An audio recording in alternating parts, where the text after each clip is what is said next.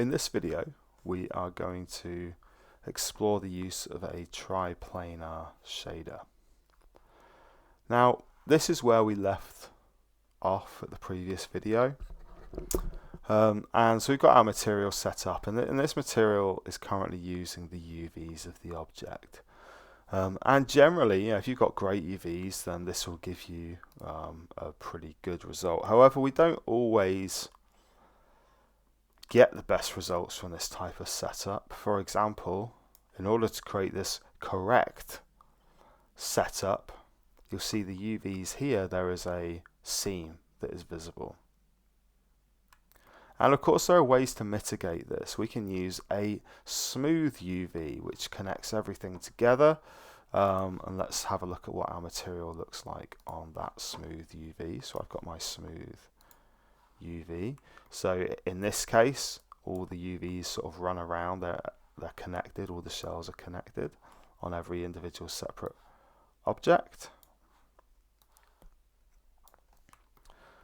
And so the detail in one area should run around to the next. You can see this little circular or oval part kind of wrapping around a little bit. But then we open ourselves up to distortion, and you see these the impact of that distortion here, where everything's sloping inwards, and it's not exactly ideal. These steps end up looking pretty good though. Maybe a little bit soft, but these steps end up looking reasonably good. Okay, so how can we use a TriPlanar to mitigate this? But what else can a TriPlanar help us with? So what a TriPlanar material does is it projects a texture or an image onto an object in the orthogonal or orthographic directions. All right, so along the Cartesian axes, essentially, so along the x, along the y, and along the z. All right, so and what it does is it just sort of, everything that's facing the x-axis will receive the x-axis texture. Everything that's facing the y-axis will receive the y-axis texture, and so on. And this is a great way of working if you don't want to get this type of distortion on an object. However, it also helps us to achieve a non-baked workflow, or at least minimize the amount of baking that we use in our modeling workflow. So when we're preparing our assets, we would normally have to create a UV map, which essentially creates issues later on if we want to change anything, and we're always going to get hit with these textural limitations when we're using a UV setup. So UVs are great for when you've got specific assets that you need to texture, but if you're texturing like 5,000 rocks or something, then it's not always feasible to do that. And in this case, a TriPlanar material can really help us out, and we get a lot of bang for our buck with a TriPlanar material, both in terms of the labor that it saves, but also in terms of maintaining detail consistency across different objects. So instead of having to operate or manage a set of materials on hundreds of different objects, potentially I can just have one material that works across all of them, and all the textile densities and everything are exactly the same. So let's set this up. So I'm going to create a new shader. Okay, so right click, create shader graph, URP, lit shader graph. Okay, and I'm going to call this basic TriPlanar. Okay, just like that. And let's open this one up. So TriPlanars are very easy to set up. It used to be that you would have to set up a whole subgraph for each of the axes, right? We don't really need to do that anymore. Most engines come with a TriPlanar node these days. So what we're going to do is just select try and go down to UV, TriPlanar. All right. And this is like a subgraph within a node.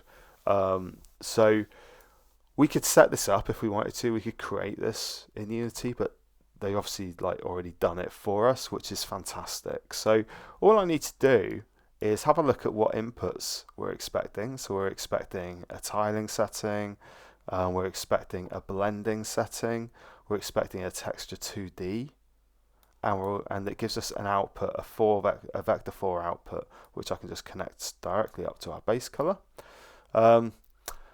We know pretty much what all of these things are, so let's add some inputs for them. So let's create a texture 2D, and I'm going to call this base color. Drag this out. This subgraph for the TriPlanar node has already got a sampler built into it, so you can just directly connect your material, your texture up here to the TriPlanar node. Let's create a float for tiling.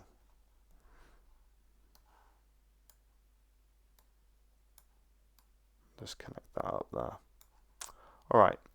We need to do the same thing for our normals. So this TriPlanar node does have a type. So let's create a new one.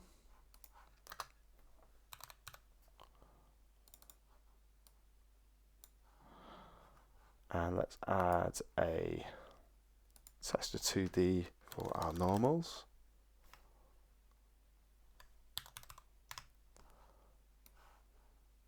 Bring this out, connect that up just like I did with the other one. And the type is a normal. And I'm going to connect this up to the normal output.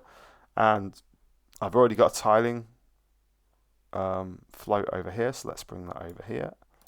And I'm going to set the default tiling on this node to 1. I'm going to select the mode as a slider with a maximum of 10, like so. Let's tidy all of this up. So let's minimize everything and get it all as together as we can.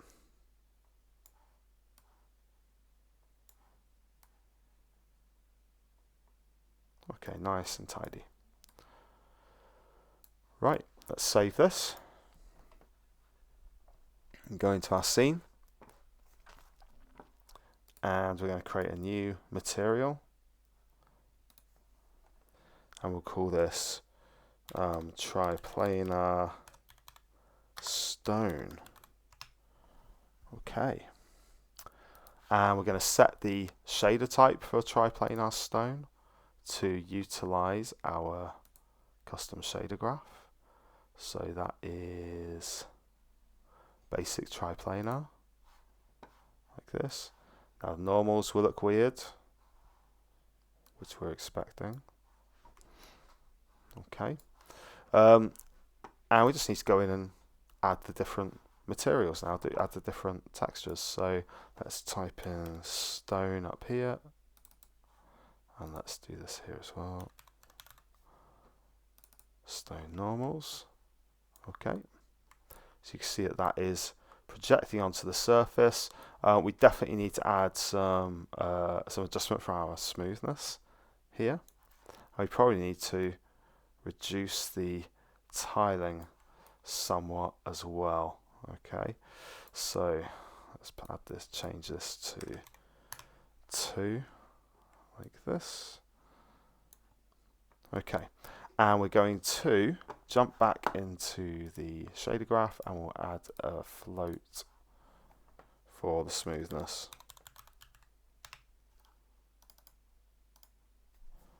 Just need to spell it correctly.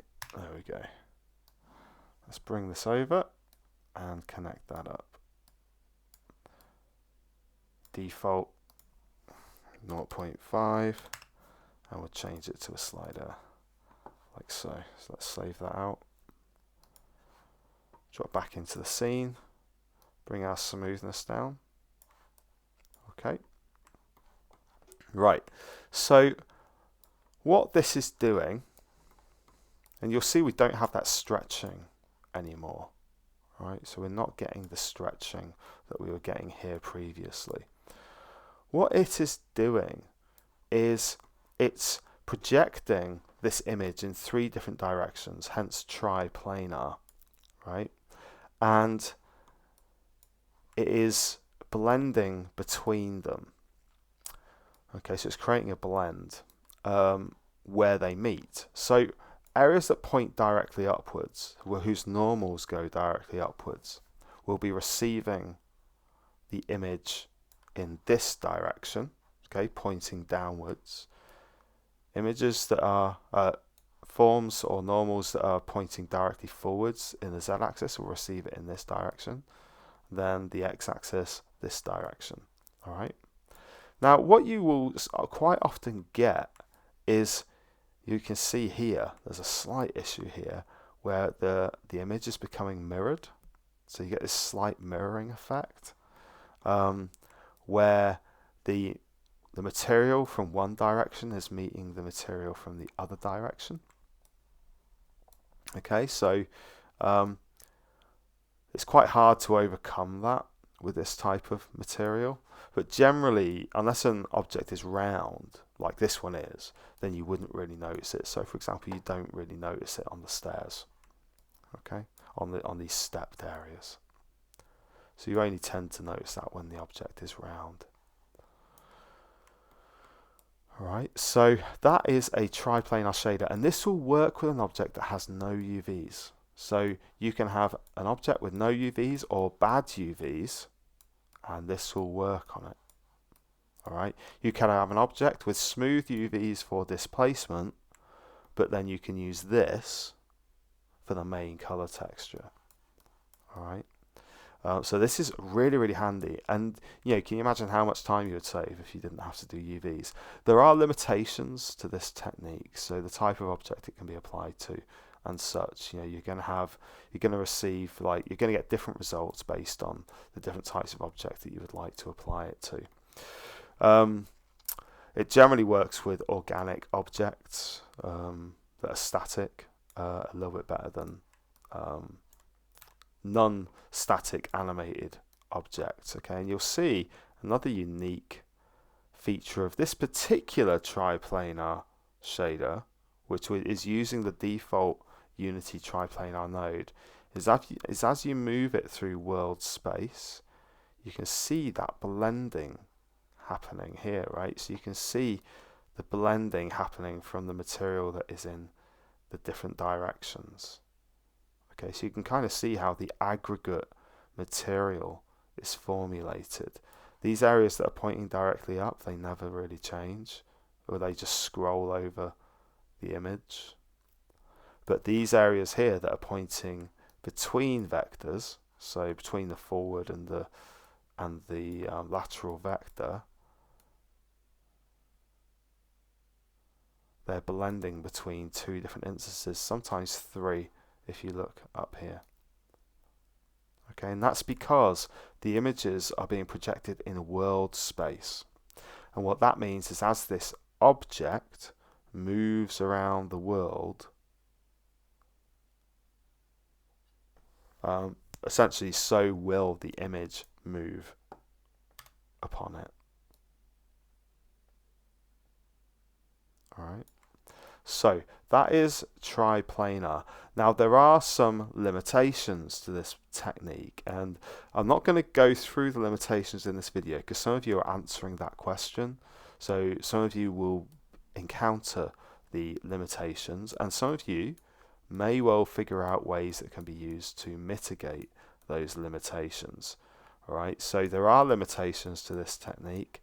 There are positives and negatives to most techniques in CG, but in particular this technique has plenty of areas where it can be improved, or where there are issues that are created that could be mitigated. Let's have a quick look at what this looks like in our scene. I think I've been moving this around a little bit much, so let's try and get it placed exactly back where it should be, which I think is about there. Yeah, that looks correct. Let's bake some lighting. So let's just generate our lighting. in Unity. So this is just going to bake the ambient occlusion. It's going to bake the global illumination and all that kind of stuff. And we'll see what the end result looks like. Obviously, you can do this in any game engine, right? So you can bake the lighting in any game engine, and obviously that is beneficial for you to do wherever you can for optimization purposes. Okay, so we've baked all of that in, and let's turn our global volume on. And let's switch our aces on, and that's kind of where we get to with our final triplanar stone texture, which I think is pretty good. Considering that I haven't had to UV map this is a pretty good setup. So what I'm going to do now is I'm going to get a photogrammetry scanned asset. So I'm going to turn this off, and I've got an asset down here somewhere. These are the same as the assets that I will have uploaded to Moodle. It comes in at the wrong angle, or it's oriented to the wrong axis. So let's just get this somewhere where we can get a decent look at it in the game view. Where are we now? Okay, a little bit more work.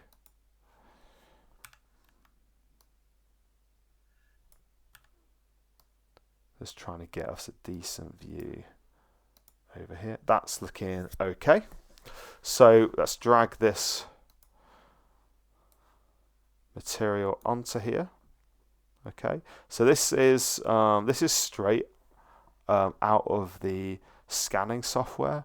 So this has got terrible UVs, and it's pretty shocking, the UVs, as you would expect from any kind of calibrated asset, or any non-calibrated UV asset. It's not been optimized in any way, right? And you can see, like, we just dragged this material onto it, and we're getting something that makes sense. It kind of like looks like something, right? It kind of looks like looks correct almost. It's not exactly there, right? There's earth and stuff in the original scan, and that isn't captured here. But in terms of getting a bunch of detail with very low effort, this is working out pretty well. And we can adjust the tiling to give us a different density of detail if we want. So in this case, it's kind of gone a little bit messy. Okay, so we can just put that up. Actually, you know what? I think I've dragged on the wrong material here. I've dragged on the test PBR, haven't I? And you know what? You can see. So I dragged on the test PBR material, and you can see the texture seams. I just noticed that. I just thought, this isn't operating like a triplanar texture, triplanar material. And you can see the seams, right? This is how bad this 3D object is, actually. So you can see the seams, right?